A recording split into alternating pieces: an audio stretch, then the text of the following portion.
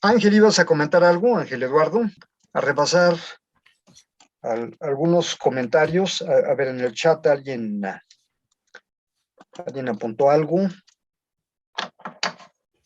Pregunta Jorge que si alguien falta de estar en el grupo. Se refiere Jorge al chat que abrieron ustedes. Entonces,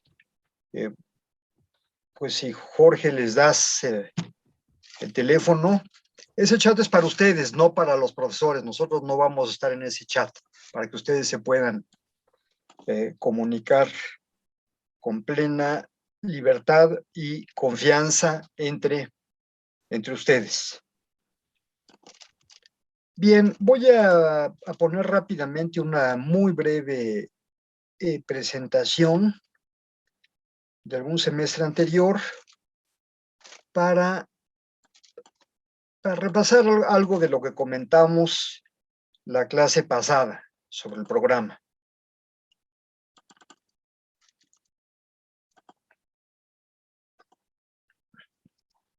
Historia del pensamiento económico.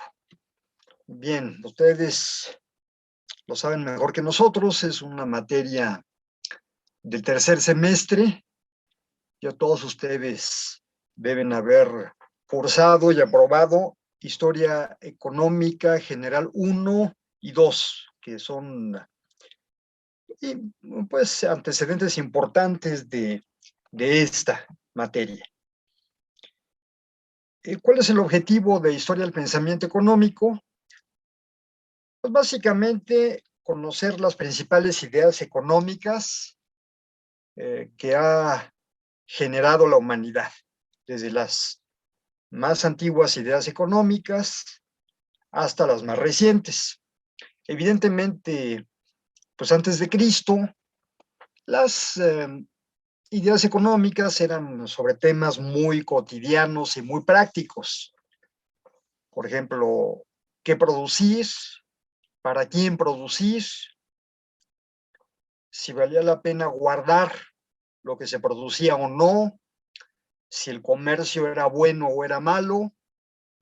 Ya se empezaba a usar la moneda, si la moneda era buena o era mala. Vaya, parece absurda la pregunta, pero ya se hablaba del dinero, entonces hay quienes dudaban de la bondad del dinero. Objetivos específicos de la materia. Al final del curso, pues cada uno de ustedes debe ser capaz de describir las principales escuelas de pensamiento económico. Se mencionan con frecuencia en diferentes conversaciones que hay sobre economía en la vida cotidiana. Por ejemplo, que en las noticias de hoy, ¿qué visitante importante vino a México ayer? Díganme ustedes. ¿Quién vino a hablar con López Obrador ayer? Un secretario de Ambiente de Estados Unidos, ¿no? Algo así. Exactamente. ¿Cómo se llama? ¿Cómo se llama este señor?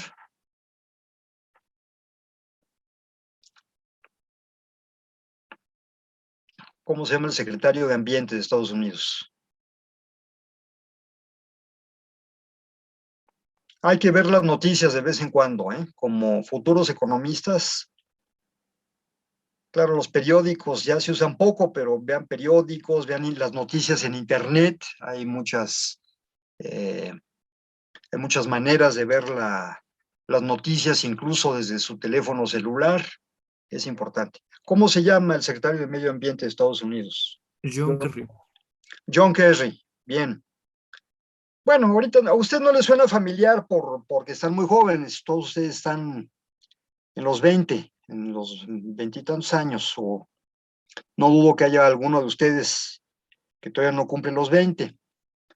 Para Sergio y para mí no es tan desconocido John Kerry porque en los 80, en los 90, él quiso ser presidente de Estados Unidos, fue precandidato, pero finalmente no llegó. Finalmente creo que no fue candidato demócrata, ¿no? No llegó. O si fue, no ganó, no recuerdo, ¿no? Entonces ya más o menos lo habíamos visto.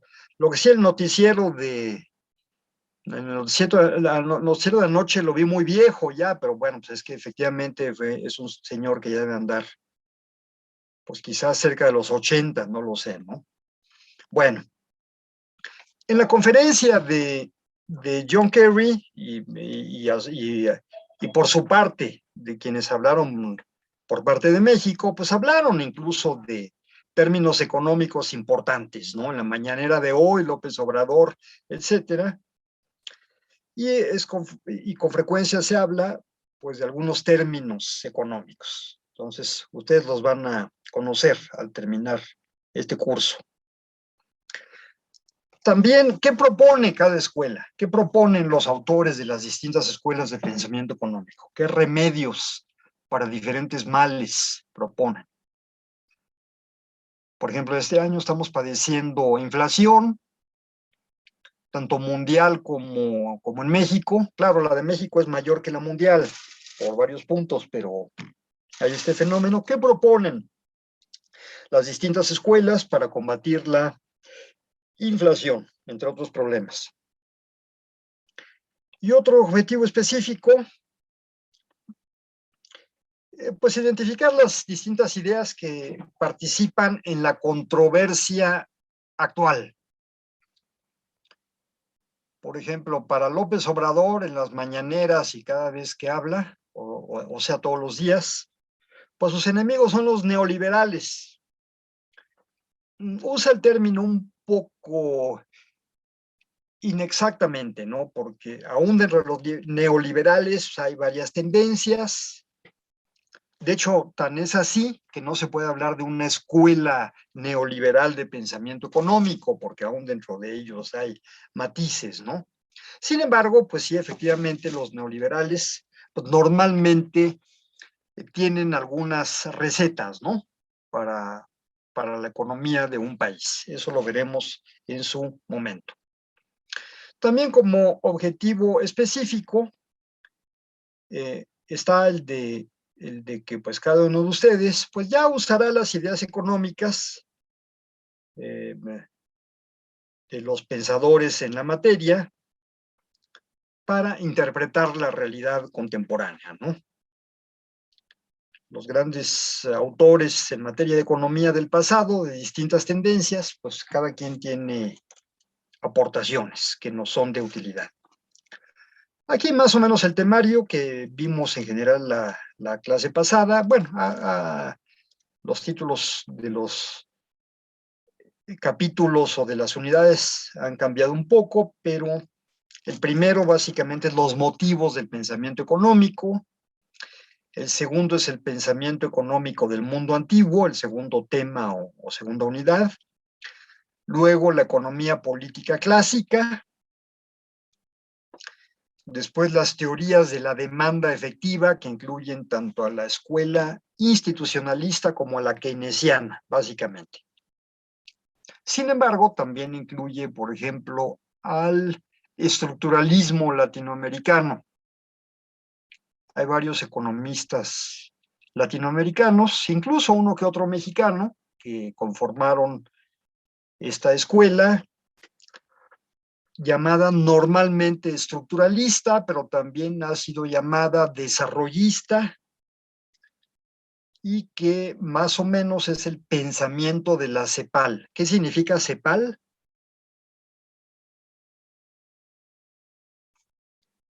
¿Qué es la CEPAL? Es muy Es importante. la Comisión Económica para América Latina y el Caribe, creo, Correcto, sí.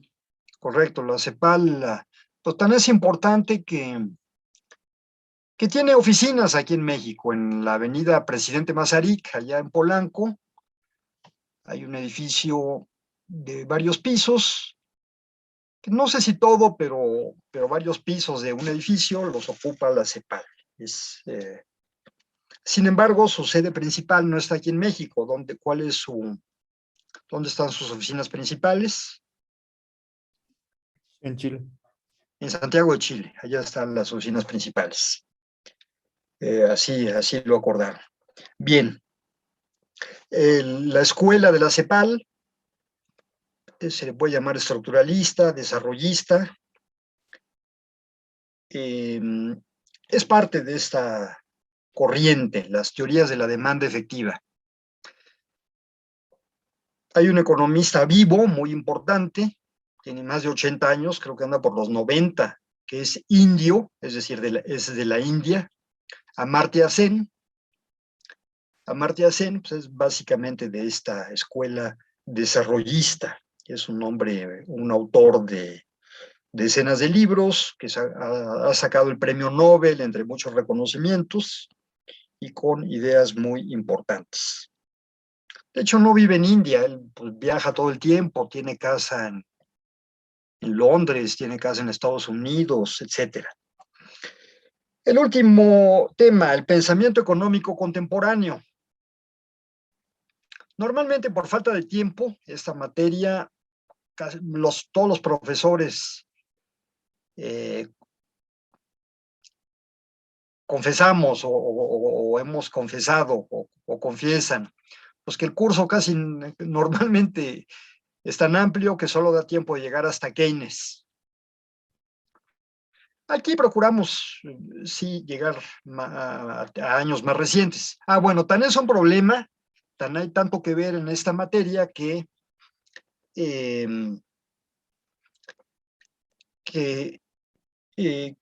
ya se aceptó que va a haber historia del pensamiento económico 2. Todavía no creo que les toque a ustedes. ¿Por qué? Porque el trámite es muy lento. Hay una comisión de la UNAM que está revisando el caso, y en el caso de HPE 2, pues sí, ya está autorizada, pero hay muchas materias en donde hay mucha discusión. Entonces, está muy lento este proceso, ¿no? Seguimos con el plan de estudios de 1994, háganme favor, ¿no? Ya llevamos 26 años con el mismo plan de estudios. Pero bueno, por decirles que esta materia es importante. Les comentaba que la bibliografía básica es el libro de John Kenneth Galbraith, Historia de la Economía, publicado por Editorial Ariel en Madrid. ¿Por qué? ¿Por qué este libro? Porque no es tan largo. Esta edición tiene más o menos 300 páginas, que no es mucho. Tengo aquí a la mano otro libro. El clásico de Historia del Pensamiento Económico es el de Eric Roll, que también lo tengo, pero no a la mano. Tiene más de 800 páginas. Aquí tengo a la mano otro que le gusta a varios profesores.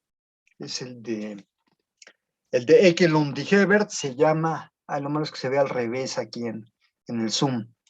Historia de la teoría económica y de su método. En lo personal, sí lo veo bien. ¿Sí lo ven derecho? ¿El texto? Sí. Bueno.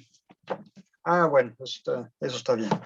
Bueno, pues es un libro que le gusta a varios profesores, pero es un libro que tiene 700, bueno, con todo y el índice de autores y el índice de materias, 731 páginas. Es un libro gordo. No es práctico, pues, ¿no? No es práctico. Un libro tan largo, ¿no? Hay libros incluso más cortos que el de Galbraith, pero no son no están tan bien escritos. Incluso un par de profesores de la Facultad de Economía tienen libros sobre historia del pensamiento económico de hace años, ¿no? De hace años, pero por lo mismo, libros escritos en los 60 se quedan también en Keynes. Bueno, por eso es la razón de escoger el libro de Galbraith. De las primeras lecturas ya tienen el programa, creo que ayer lo subí también al Classroom. Las primeras lecturas son estas dos, procuren ya tenerlas para el martes. El texto de Jesús Silva Herzog, Homilía para futuros economistas, es Es fácil de conseguirlo en internet, de hecho hay varias versiones, pero además ya lo subimos al Classroom. Yo también lo tengo en papel, en algún libro que tengo desde hace tiempo, de Jesús Silva Herzog, antología, una serie de escritos de Jesús Silva Herzog, buenos textos. Y aquí viene la homilía para futuros economistas. Tiene 9 o 10 páginas. Es un texto corto, pero bueno. Este libro ya no se consigue, ¿eh? Ya está en la biblioteca de la facultad, ya no se consigue. En cambio, el de Galbraith sí, está en la librería de la facultad, pero el texto de Silva Herzog es fácil de conseguir. Es un texto escrito en 1955, o sea, ya tiene pues más de 60 años este texto. Pero es un buen texto, ¿no? Es bueno y no ha envejecido. De hecho, el texto de Galbraith se parece, es mucho más reciente. El libro de Galbraith, el libro original, aquí, el libro español es de 2006, pero el libro en inglés de Galbraith es de los 90, creo que del 96 o 97.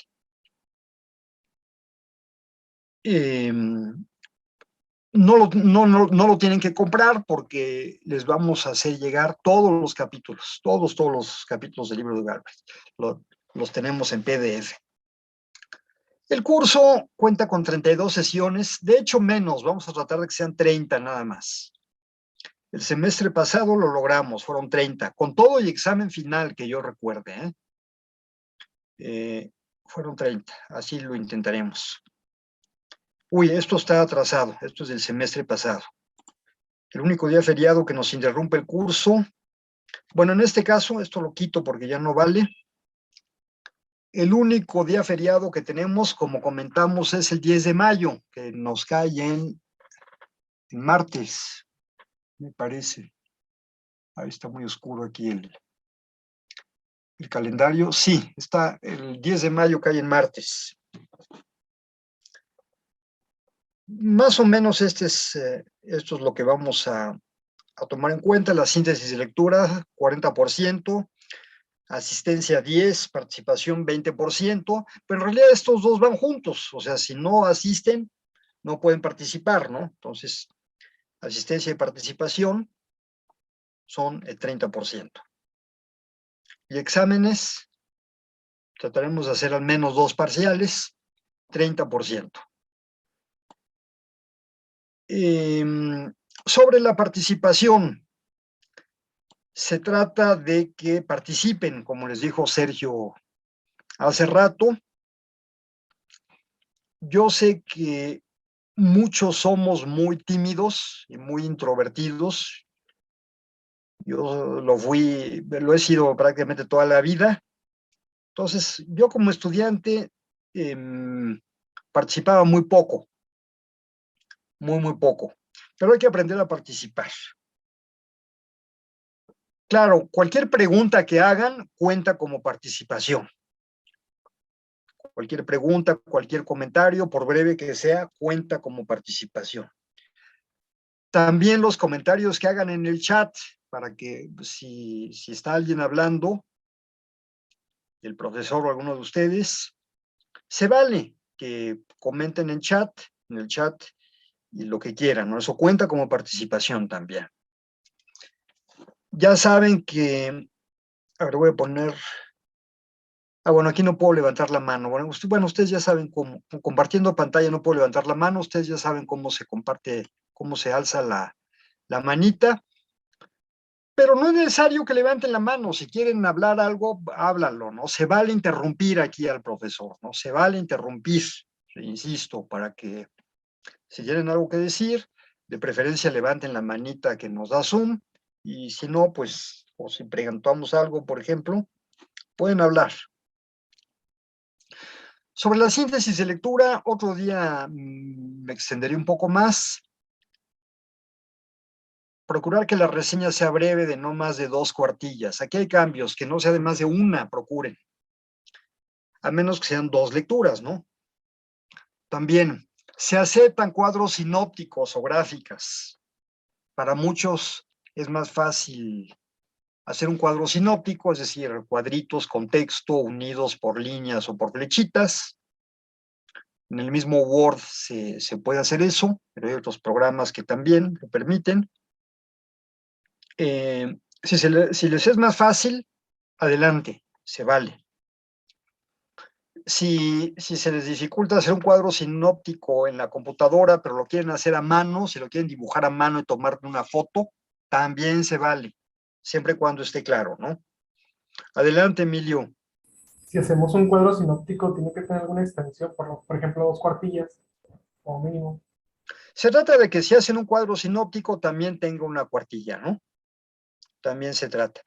Y evidentemente con características similares a un escrito. Por ejemplo, tienen que mencionar la fuente, tiene que tener título, tienen que darle crédito al autor del texto que reseñaron, tiene que traer su nombre, ¿no? Por lo demás, pues son libres de hacerlo como cuadro sinóptico. Eso, perdón, es muy importante. Eso les baja puntos, ¿eh? Si no tiene título, se baja puntos. Si no tiene autor, se baja puntos. Si hay alguna conclusión o algo, se baja puntos. Perdón. Básicamente, vaya, una síntesis de lectura debe incluir más o menos lo siguiente. Incluir en cada reseña o síntesis de lectura el nombre del alumno. Increíble, pero todavía nos llegan trabajos sin el nombre del alumno. Claro, ustedes pueden pensar, pues, de todas maneras, sabemos quién nos lo envió. Es cierto, ¿no? Porque aparece su correo electrónico, pero no siempre, ¿eh? No siempre, así es que es importante que traiga su nombre. Les voy a decir por qué es importante. Yo lo imprimo, pero no tiene el nombre.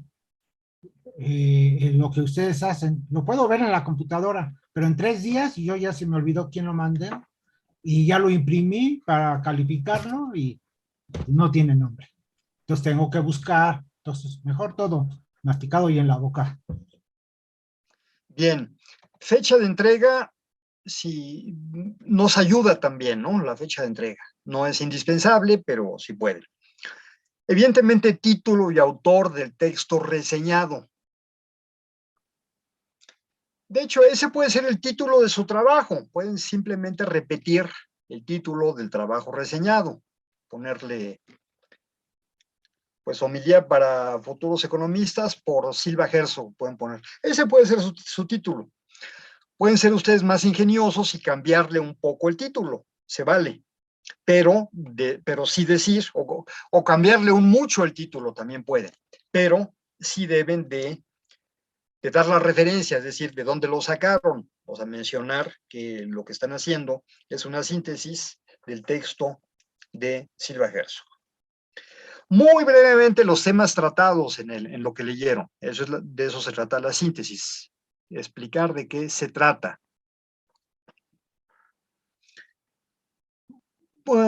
Una conclusión, en final, en sí, muy breve, en unas cuantas palabras, de qué se trata el trabajo, y su opinión. Ambas pueden estar en el mismo párrafo, la conclusión y la opinión pueden ser parte de un mismo párrafo, y no tienen que extenderse, puede estar hasta en 3 líneas, 3, 4 líneas. Bien. Se bajarán puntos a los trabajos que hayan sido copiados parcial o totalmente de algún sitio de internet. Reconozco que a veces no nos damos cuenta, pero a veces sí, porque se parecen mucho entre ellos, y a veces hasta ya conocemos a veces hasta ya sabemos algunas tareas que sí han sido tomadas de estos sitios de internet que traen tareas ya hechas, monografías.com, rincondelvago.com y otros, porque también hay sitios de ese tipo nuevos, pero pues, no son tareas muy buenas que digamos, y a veces ya hasta las conocemos. Perdón que me vuelva a meter. Hay veces que alguien se copia si se copian entre ustedes, no se vale, ¿eh? Tienen que ustedes hacerlo de su cabeza. Pero hay unos que lo bajan, no sé de dónde, que sale el descubrimiento de América 2022, por decirte. Ya sabemos que fue copiado. Hasta eso, no sé si lo hacen a propósito los compañeros, o no sé, pero ya veo, nada más veo, este es de por allá, pues ya, ese es tache. Bien. Se toma en cuenta la ortografía, no es necesario que tengan portada, claro, los trabajos nos los están enviando nos los van a enviar, los van a subir al Classroom. O sea, no los van a imprimir, afortunadamente, hay mucho ahorro de papel, de tinta, de todo. De todas maneras, no es necesario que tengan portada. Si quieren, póngansela. Portada me refiero, normalmente la portada le ponen el escudo de la UNAM, el escudo de la Facultad de Economía, el nombre, el número de cuenta, no lo necesitamos, el número de cuenta.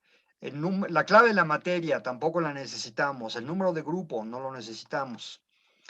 Lo que sí necesitamos es un nombre, el título del trabajo, si quieren la fecha de entrega, etcétera, ¿no? La información básica nada más. Bueno, no es necesario, pero tampoco les bajamos puntos si le ponen portada. No son necesarios número de cuenta, número de grupo. Nombre del profesor, pues tampoco es indispensable, ¿no? Pues nos lo están mandando a nosotros. No se necesiten eso. Algunos datos de interés para la materia. El término economía tiene etimología griega, como ya saben. Proviene de oikos, que significa casa. Más que casa, significa hogar. Es decir, la casa es la construcción. Hogar, como bien sabemos todos, hogar es la construcción con la familia que vive adentro, ¿no? Hogar, dulce hogar, nos referimos a la familia más que a la construcción de ladrillo o madera o lo que sea, ¿no? Oikos se refiere pues a la administración de la casa, pero más bien es hogar, aunque los libros dicen casa. Y nomos, que significa norma, ley o relación de hechos, algo así como un escrito sobre la casa, como una bitácora. Es decir, por ejemplo, alguien que en la agenda o en un cuaderno apunta lo que va gastando, apunta los gastos, por ejemplo, o los pendientes, eso viene siendo una bitácora, ¿no? Una agenda es una especie de bitácora, ¿no? Lo que se ha hecho, lo que hay que hacer, etcétera, ¿no? Bueno, eso significa economía, viene de oeconómicos, la palabra griega oeconómicos. Se refiere a un escrito o una relación de lo que se requiere hacer en la casa. Viene de esa palabra griega. ¿Quién la usó por primera vez? Un autor griego que se llamó Jenofonte. Lo menciona, me parece que Silva Herzog, no me acuerdo, y lo menciona Galbraith, a Jenofonte. En inglés lo escriben con X en vez de J. Y lo he llegado a ver en libros viejos en español en que también está con X, pero bueno, Jenofonte. Que vivió años antes, perdón, no, Jenofonte vivió en tiempo de Sócrates, fue en cierta forma discípulo de Sócrates. No sé si se conocieron o no, pero Jenofonte aprendió de Sócrates y escribió un texto que así se llama, o Económicos. ¿En qué consiste? Es un diálogo socrático, es decir, ¿tenemos escritos de Sócrates? ¿Quién se sabe esa respuesta? Es una pregunta capciosa. ¿Qué escribió Sócrates? Creo que él no escribió nada, ¿no? Lo escribieron sus discípulos. Correcto, muy bien, Emilio, muy bien. De Sócrates no sobrevive ningún escrito. Si escribió algo, es probable que lo haya hecho, no nos llegó nada. No nos llegó nada, ni siquiera breve. No se sabe de ningún escrito del sabio Sócrates. Pero era reconocido por un genio, como un genio, ¿por qué? Porque en la antigua Atenas, él pasaba varias horas en el ágora, era una especie de plaza pública con unas escaleritas donde la gente se sentaba a deliberar, a discutir. Pero Sócrates era muy sabio y la gente se acercaba a escuchar y a aprender de él y a dialogar con él. Entonces, pues, otros sabios griegos, como por ejemplo, ¿quiénes? Platón. Platón, por Aristóteles. ejemplo. Platón, Aristóteles, entre otros, Jenofonte, escribieron diálogos socráticos. Siguiendo el ejemplo de Sócrates, la conversación entre dos personas o más, a veces eran más, para tratar algún tema, lo cual pues es una forma ingeniosa de tratar un tema de discusión, ¿no? Un tema histórico, un tema económico, un tema filosófico. Bien. Bueno, pues Económicos es un diálogo entre Sócrates, precisamente el maestro de Jenofonte, y otro personaje llamado Crisóbulo, en el que discuten cómo se debe administrar un hogar, ¿no? Porque parece que Cristóbulo le dice, le comenta a Sócrates, oiga, maestro, pues fíjese que me voy a casar, entonces, ¿qué tengo que hacer para mantener el hogar, para formar una familia? A lo mejor si Sócrates hubiera tenido muy buena voluntad, le hubiera dicho a Cristóbulo, pues mejor no te cases.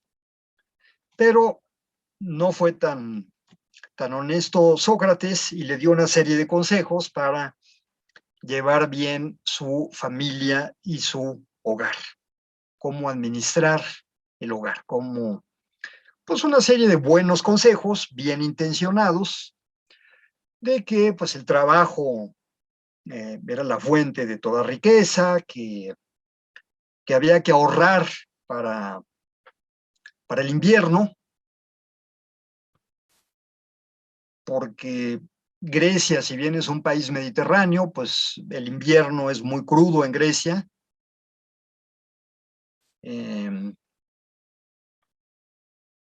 Bueno, de hecho, por ejemplo, la antigua Grecia abarcaba parte de la actual Turquía.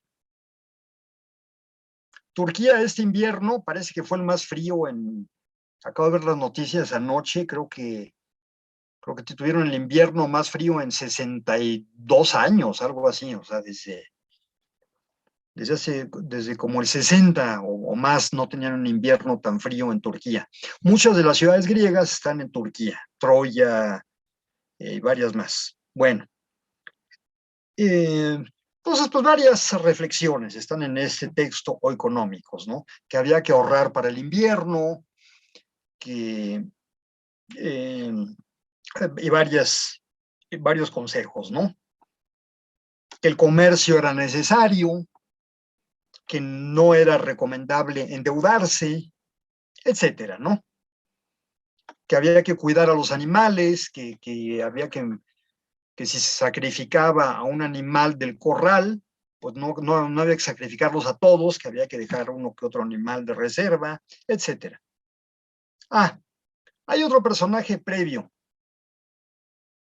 a Jenofonte, Hesíodo, es el que también les quería comentar, que escribió algo antes que Jenofonte, un texto que se llamaba Los trabajos y los días. Hesíodo es incluso anterior a Sócrates, que es una descripción de un campesino, ¿no? En una época en la que el 90-95% de la población eran campesinos o pescadores, ¿no? Vaya, la gran mayoría. Bueno, Definiciones de economía. Hay una muy simple, una muy sencilla. No se trata de aprendérselas, sino se trata de comprenderlas. Si alguien te pregunta, ¿qué estás estudiando? Economía. Y esa persona les pregunta, ¿y qué es la economía? Pues hay una respuesta muy sencilla, pues es estudiar la producción, la distribución, el intercambio y el consumo.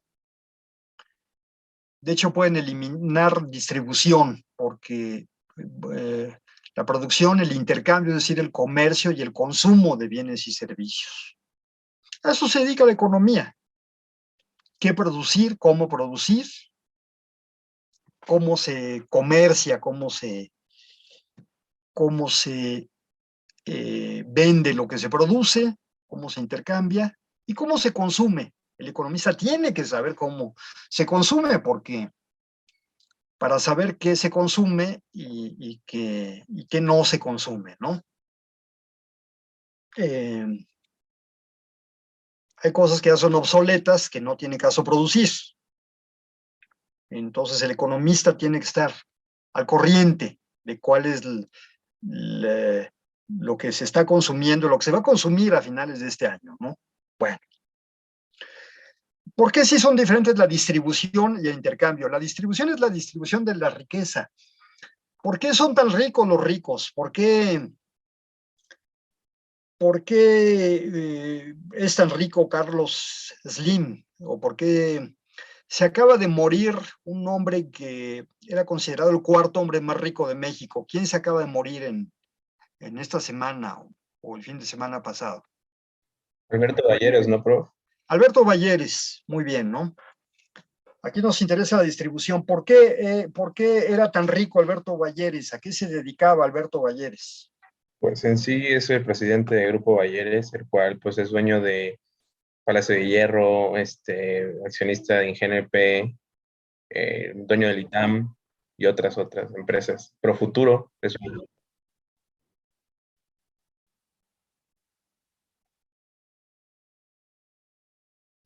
Muy bien los dos. Correcto, ¿no? Correcto lo que dijo Jorge. ¿Y quién más? ¿Quién más mencionó? ¿Quién es yo? Ángel. Es que aquí, como estoy en compartir pantalla, solo veo a dos personas, además de mí. Bueno, correcto, ¿no? Efectivamente, Alberto Balleres heredó, ya era rico de joven, pero Alberto Balleres fue tan listo y muy trabajador que acrecentó mucho la fortuna familiar, ¿no? Muy bien. Como dijo Jorge, ¿puedes repetir los negocios que tenía Balleres, Jorge? Sí, pues era presidente de Palacio de Hierro, GNP, Profuturo, el ITAM, bueno, eran muchas varias que manejaba el conglomerado de Balleres. Muy bien, pero ese conglomerado tiene su origen en una actividad económica mucho más importante que nadie ha mencionado hasta ahora. ¿Cuál es esa actividad? La minería. Correcto, la minería, efectivamente, ¿no? Don Raúl Balleres, el papá de Alberto, se dedicaba a empresas mineras, exactamente, ¿no? Y en eso conformaron una gran fortuna, ¿no? En empresas mineras. ¿Alguien se sabe una empresa de este conglomerado? Correcto, ¿no? Grupo México, que es una empresa enorme, pero enorme. Por ejemplo, no sé si hay alguien aquí de Torreón, Coahuila. Yo hace muchos años que no voy a Torreón, de ahí es mi mamá. Muchos años que no voy. Pero yo me acuerdo de niño que sí iba con frecuencia. Toda la parte sur de Torreón era la planta de Grupo México, o sea, no una fábrica, era ahora sí que un conjunto o conglomerado de fábricas y minas de Grupo México entre la ciudad y unos cerros que hay por ahí, el Cerro de las Noas y otros cerros que hay por ahí. Enorme. Bueno, Es decir, no se trata de desviarme del tema, sino que a los economistas nos interesa la distribución, cómo se distribuye la riqueza y por qué los ricos son ricos y por qué los que son o somos de clase media, por qué somos de clase media y por qué los pobres son pobres, ¿no? Eso nos interesa, el por qué. ¿Cuáles son los buenos negocios?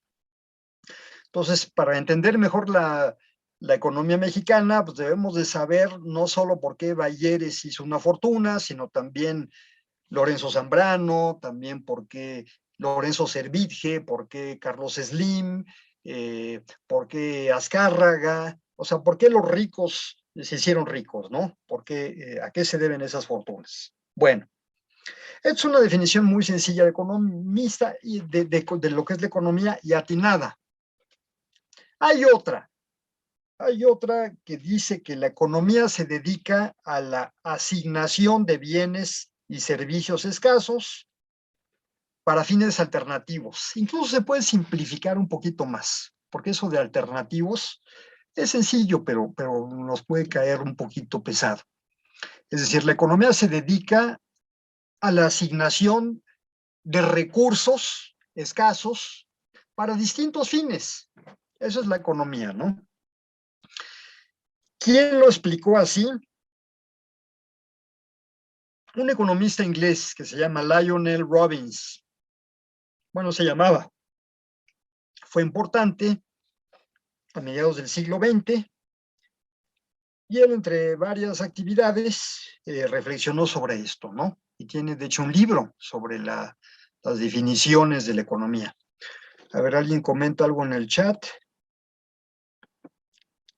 Abril comenta que me parece que otra minera de Grupo Val es la de Industrias Peñoles, en Peñoles y Fresnillo. Correcto, ahora que lo dice Abril, efectivamente en los años que las veces que yo fui a Torreón, no se hablaba de Grupo México, se hablaba de Peñoles, efectivamente, ¿no? Peñoles. Y era una referencia, no, mira, llegas hasta allá y antes de llegar a Peñoles, te das vuelta a la izquierda o te das vuelta a la derecha, pero Peñoles en Torreón era enorme. Bueno, pero tengo entendido que Peñoles es una de las muchas industrias mineras propiedad de este grupo. Abril, si luego nos puede explicar, pero sí son varios grupos de empresas enormes mineras. Bueno, esta definición de Lionel Robbins, pues es muy adecuada. Sí, Diego, adelante. Bueno, es que ahora que estamos recordando las definiciones de economía, se me quedó muy grabada el semestre pasado, alguna que trabajamos, una de estas definiciones en la que se hablaba también de no solo una esfera de la producción y de la distribución, sino también un estudio del sistema de precios y de cómo surgen y cómo son afectados dicho sistema de precios, como definición de economía. Muy bien, Diego. ¿Recuerdas de quién es esa definición? No recuerdo el nombre, pero fue realmente una definición con la que estuvimos trabajando en todo el semestre y mi profesor que siempre nos recordaba, recuerden siempre, o sea, sistema de producción, distribución y sistema de precios. Bien. Tiene mucho de cierta esa definición, correcto. A ver si luego nos dices quién la dio, Diego. Yo no mencioné precios porque el tema de los precios, pues está implícito en la distribución y en el intercambio, ¿no? El intercambio se refiere al comercio y el comercio, pues, es fundamentalmente un sistema de precios, ¿no? Por eso yo no los mencioné, pero es cierto, es correcta tu definición, Diego, efectivamente, ¿no? Vemos muchos acontecimientos con los precios. Por ejemplo, acaba de salir, ya está en el mercado, el iPhone número ¿qué? ¿El iPhone qué número? 13. El 13. El iPhone 13 ya está en el mercado. Correcto, ¿no? Ya se vende. ¿Alguien trae uno que nos lo presuma? No, porque es muy caro, ¿verdad? Está muy caro todavía. Bueno, pues ya que salió el iPhone 13, ¿qué pasó? El iPhone 12 y el iPhone 11 se siguen produciendo y se siguen vendiendo. Pero ¿qué pasa con los precios del iPhone 12 y el iPhone 11 y el iPhone 10? Bajan. Pues bajan. Claro, claro, bajan, ¿no? Y bajan mucho, regular o poco. Poco. Poco, efectivamente baja un poco, ¿no? El iPhone 12 baja poco, el iPhone 11 baja más, el iPhone 10 baja más. Y eso si los compramos nuevos. Si ya están medio usados, pues muchísimo más, ¿no? Es decir, es el sistema de precios con muchas particularidades. Les hago yo otra pregunta. ¿Gana más dinero el que vende más caro? ¿Cierto o falso? ¿O sí o no? Falso. Falso, ¿no? ¿Por qué? Porque a veces el que vende más barato vende más, ¿no? Vende más volumen. Y por tanto, aunque tenga un menor margen de ganancia, pues gana más, ¿no? Gana más, ¿no? Eso es muy importante, ¿no? En todo, piensen en los supermercados, piensen en muchas cosas, ¿no? Hace un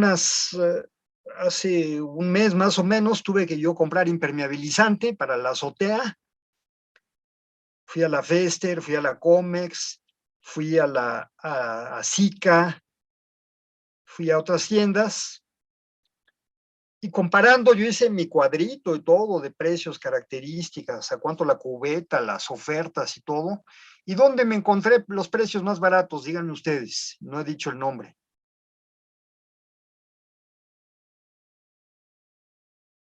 ¿En qué tienda me encontré el impermeabilizante más barato? ¿En Comex? No fue en Comex, no en otra. En Home ¿En Depot. Depot? En Home Depot, ¿por qué? Pues porque Home Depot vende muchísimo, vende grandes volúmenes. A mí me cae mal Home Depot, no crean que me cae bien, me cae bastante mal. Pues por muchas cosas, ¿no? Porque dan mal servicio, porque tienes alguna duda y no se aparece el empleado, etcétera, ¿no? Por múltiples razones. A veces venden cosas de mala calidad, pero por el volumen que tienen, se dan el lujo de dar más ofertas. Es la verdad, ¿no? Bueno, a veces la Comex también da ofertas, pero creo que Home Depot nada más. Bueno, hay mucho en el sistema económico relativo a los precios, efectivamente, ¿no? Los precios es un aspecto nuclear de la economía también, ¿no? Por ejemplo, con el gas bienestar, se discutió mucho ese tema, ¿no? El gas bienestar empezó en Iztapalapa y en Iztacalco, vendiendo el gas pues, ligeramente más barato que el mercado. ¿Qué pasó después? ¿Quién nos puede decir qué pasó después con gas bienestar? Existe, sigue vendiendo, pero ¿qué? ¿Cómo se está aportando gas bienestar? Los trabajadores habían puesto en huelga, ¿no? Los gaseros. ¿Se pusieron en huelga? Los gaseros. Efectivamente hubo un paro, ¿no? ¿Y qué más? ¿Qué más ha pasado con ese asunto? El precio ya igualó al de las competidoras o a veces hay semanas donde llega a rebasarlo.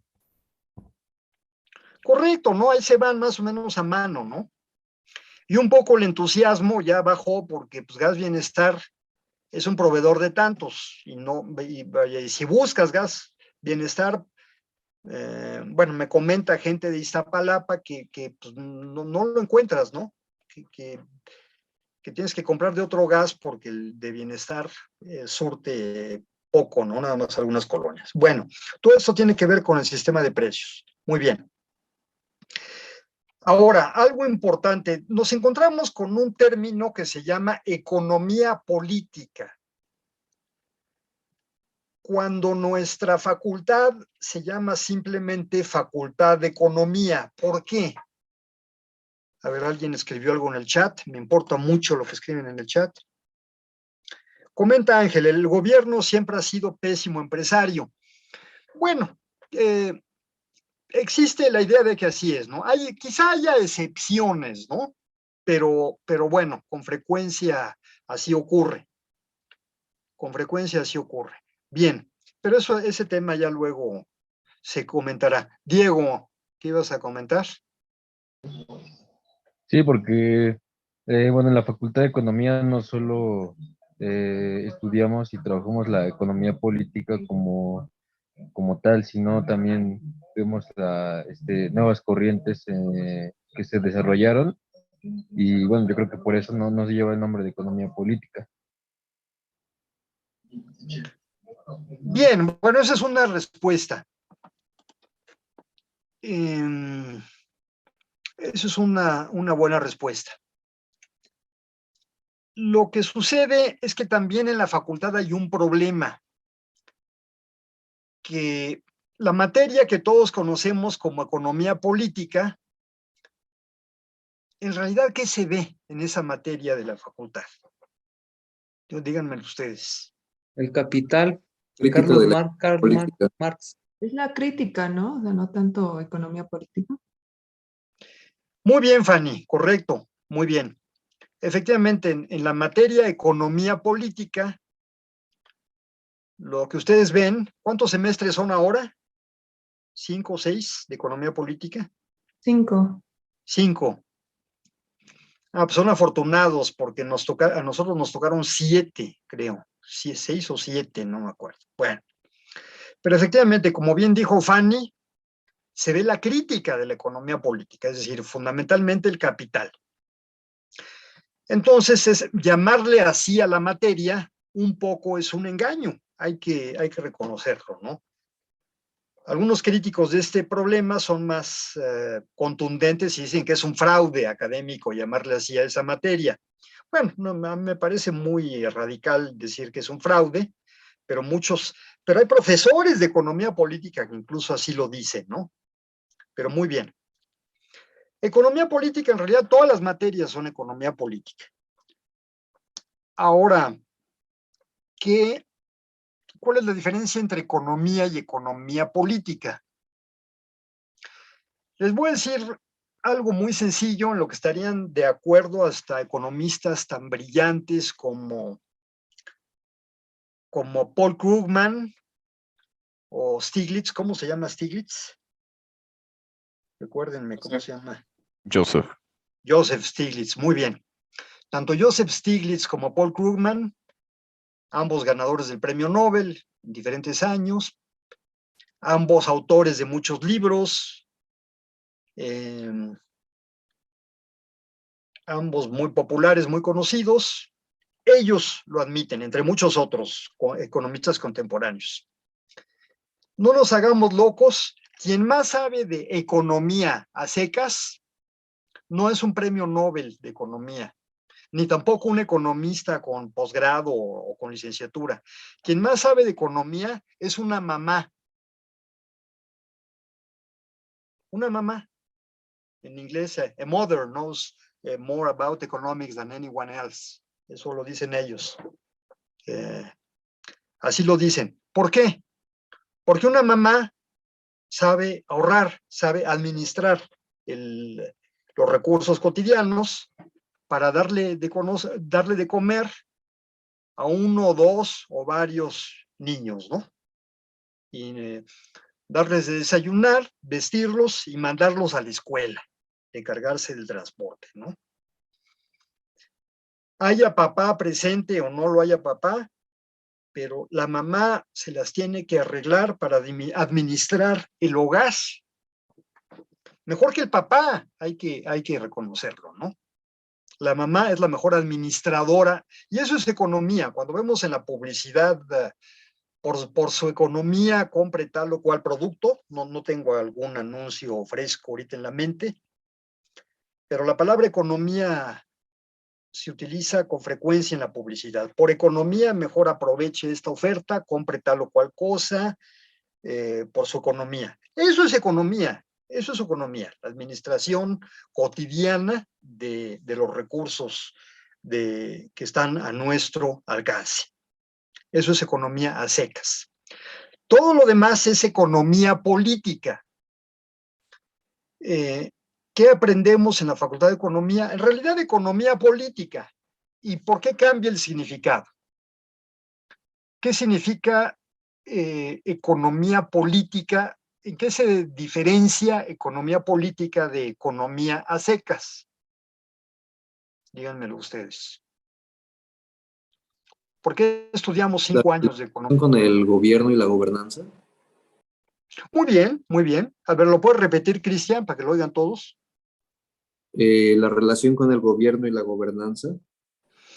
En buena medida, así es, sí, efectivamente. La economía política se refiere a los asuntos económicos de interés común, de interés público. El Estado es el sector público. Vaya, todos los asuntos relacionados con el interés público es la economía política, es decir, no solo la economía familiar, sino la economía de la empresa, del municipio donde vivimos o de la alcaldía, en el caso de aquí de la Ciudad de México donde vivimos, bueno, incluso de la colonia, ¿no? De la colonia. En la colonia donde vivo se discute si cambiar el uso de suelo, porque han abierto negocios y escuelas, pero el uso de suelo no está permitido. Se está hablando de la economía de la colonia y es un asunto de interés público y por tanto es economía política, no simplemente economía a secas, ¿no? Y así, todos los asuntos de interés colectivo, de interés público, es economía política. ¿Qué significa política en el buen sentido? En el sentido en que conformaron el término los griegos clásicos.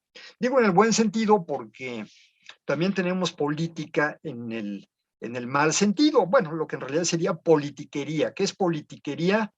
Pues el compadrazgo, la corrupción, las recomendaciones, el amiguismo, el influyentismo, etcétera. Todo lo feo de la política, que es parte de la realidad cotidiana, ni modo, ¿no? Pero digamos, lo no agradable de la política, las grillas, las intrigas, la confrontación, esa es la parte fea de la política. Bueno, o la parte no grata de la política. Pero también hay una parte idealista, una parte hermosa, digamos, valiosa de la política, como la plantearon los griegos hace más de 2000 años. ¿Cuál es esa parte de la política? ¿A qué se refiere?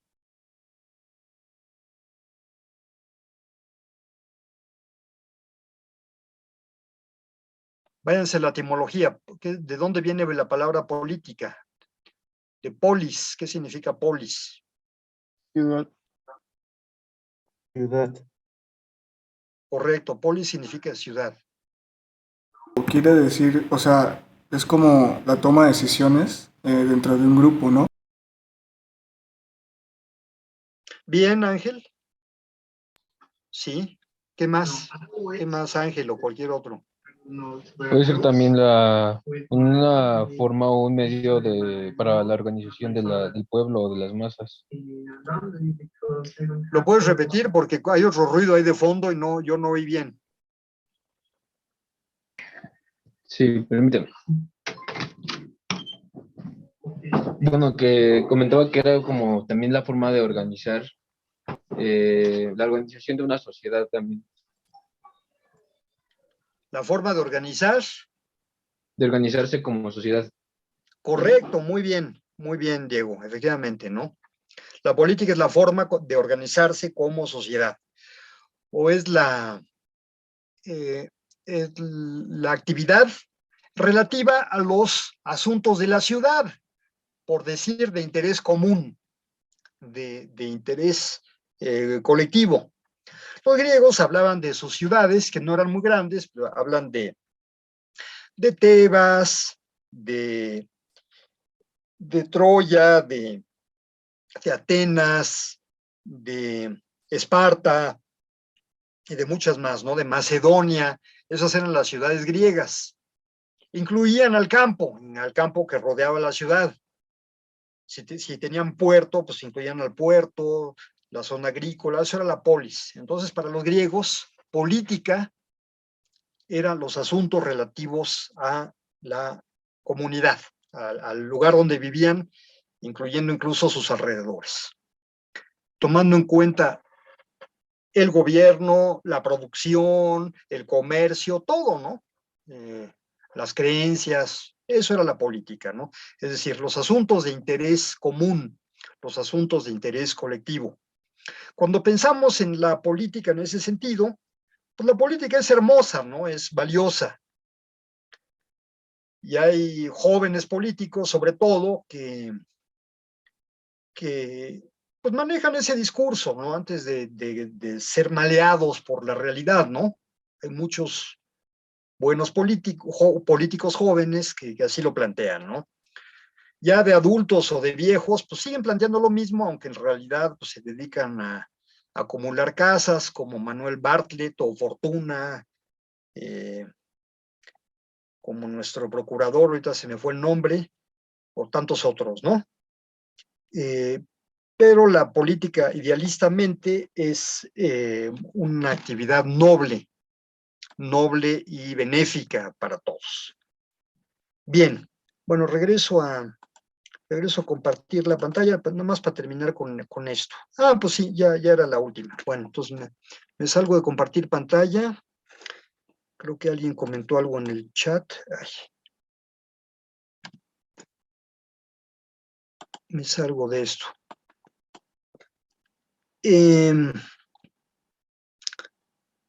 Comentó Diana, se podría decir también que es velar por el bien común de la sociedad. Correcto, yo creo que es la mejor definición que hemos escuchado hoy, ¿no? Muy bien la definición de Diana Jimena. Es velar por el bien común de la sociedad. Es política, esa es la política en el mejor de sus sentidos, en el mejor de sus significados. Todos tenemos algún vecino o alguna vecina que de buena voluntad atiende asuntos de interés colectivo y a veces sin esperar nada a cambio, ¿no? Sin esperar ninguna remuneración. Ese es un buen político en el mejor sentido, ¿no? Ingrid Paola, ¿puedes leer lo que escribiste, Ingrid? Sí, profe. Bueno, tocando los temas de la política, yo quería comentar que la política está en bastantes lados, y no es que en todos. Incluso el arte es política y cualquier tema puede tomar un rumbo político. O sea, no nada más, no se tiene que ser un especialista o un politólogo, me parece que son, para tocar esos temas de una manera profesional, sino que debe ser algo que todo el mundo debe hablar y debe tomar en cuenta. Muy bien, Ingrid, muy bien. Y lo que escribiste también está muy bien. La política está en bastantes lados, si no es que en todos. El arte es política y cualquier tema puede tomar un rumbo político. Correcto, ¿no? Muy bien, efectivamente, ¿no? El arte es política, efectivamente, ¿no? Cualquier arte, la música incluso, ¿no? La música, sin duda, ¿no? Cualquier género que nos guste, hay músicos que en sus letras tratan temas políticos, directa o indirectamente, eso es muy cierto. Los artistas plásticos también, la literatura muchísimo, se refiere a la política, etcétera, ¿no? Hay un artista joven que permanece en el anonimato, su seudónimo es Banksy, ahí lo escribí en el chat. ¿Alguien conoce el arte de Banksy? Él trabaja en Inglaterra. Coméntanos de Banksy, Ángel. Tú dijiste que sí, Ángel Eduardo. ¿Qué hace Banksy? Es joven.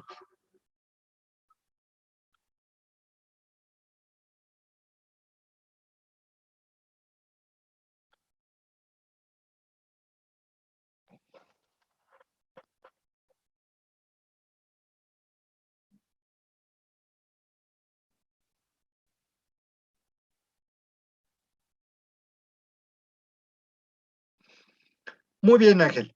Bueno, Banksy es un seudónimo. Es un muchacho probablemente inglés, no sabemos si es inglés o es inmigrante, pero estudió en Inglaterra. Hay quienes lo ubican en alguna ciudad de Inglaterra, en una ciudad, déjenme ver cuál.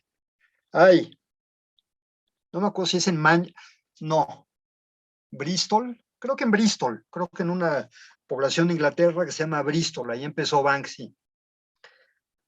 Pues parece que es un cuate que estudió artes gráficas en una universidad inglesa.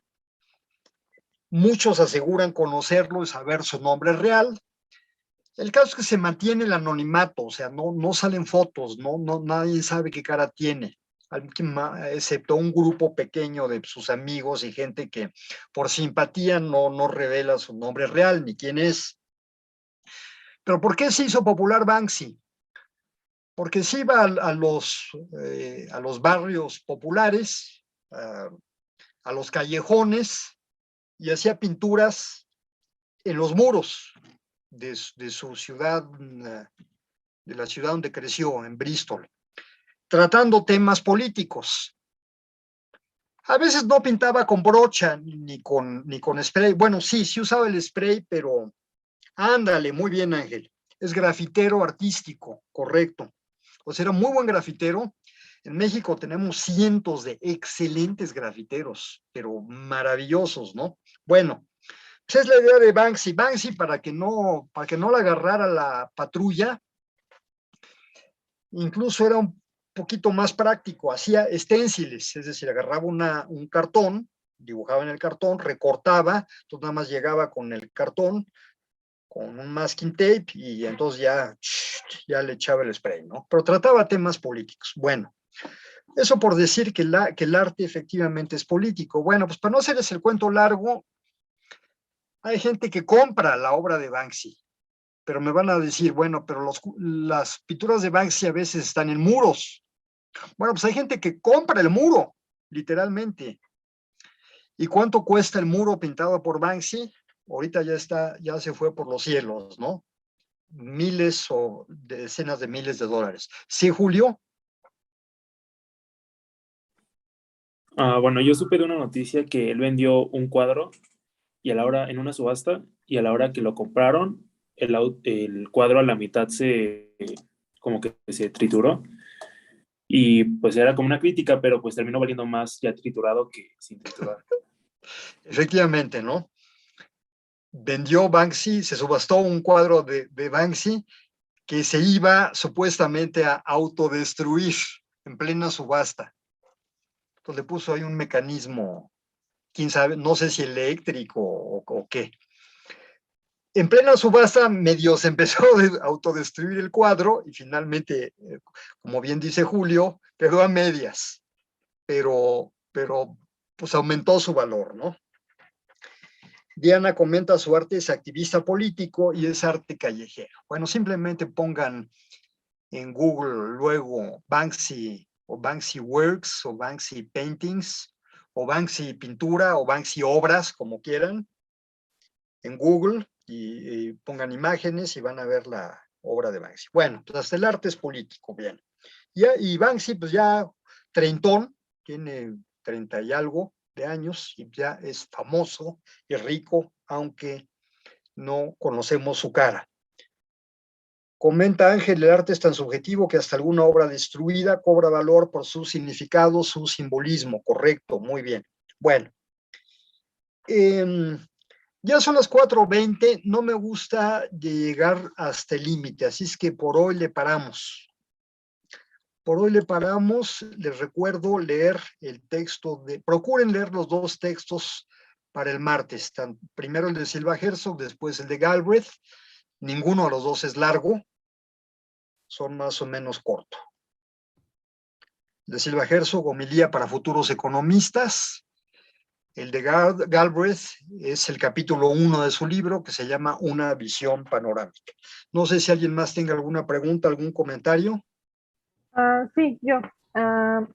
Las síntesis de lectura de estos dos textos que vamos a leer son, o sea, ¿los tenemos que tener ya para la clase del martes o van a ser para después de la clase del martes? De preferencia para la clase, ¿no? Lo suben al Classroom, de preferencia, para que puedan comentar, ¿no? Para comentar mejor en clase, ¿no? Si no, pues ya Sergio les dará otra fecha de entrega. Sí, gracias. Quiero ver si está González, Lisbeth, Mena Maldonado, Salazar López Diego, Vázquez González. Y tengo aquí Bet GC, ¿quién es? No lo ubico. Está dentro de ustedes. Bueno, pues ahí está, no sé quién es. Bueno, pues luego nos vemos. Bueno, si no hay nada más, que tengan buen fin de semana y nos vemos el martes. Gracias, profesor. Hasta luego. Gracias, muchas profe. Hasta luego. Gracias, profesores.